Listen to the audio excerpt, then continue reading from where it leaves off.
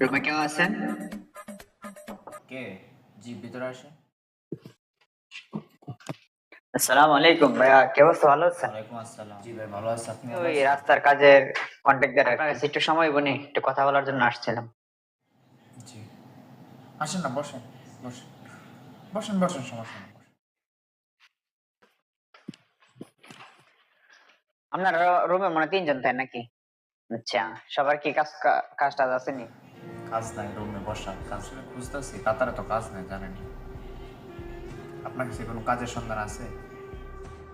আপনার কাজ নাই? আপনার বড় ভাই একজন ফোন দিয়েছিল বুঝছেন, তো আমাকে কাছে যে আপনার কাজের ব্যবস্থা করে দেওয়ার লেগে লেগাইছিলাম।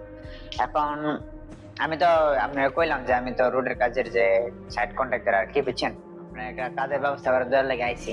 আপনি চাইলে করতে পারেন, যে কোন এসে একটা রোডের কাজ চলতেছে, লেবারের কাজ চাইলে আপনি করতে না পারেন। ভাই, এটা তো লেবারের কাজ ভাই। রোডের কাজ তো লেবারের কাজ। আরে মি আপনি কদিন এসে বিদেশে আছেন, আপনি আমার মানে রাগ তুলে যাচ্ছেন। মানে এর মধ্যে আপনি বুঝে আছেন কোনটা লেবারের কাজ আর কোনটা অফিসের কাজ নাকি?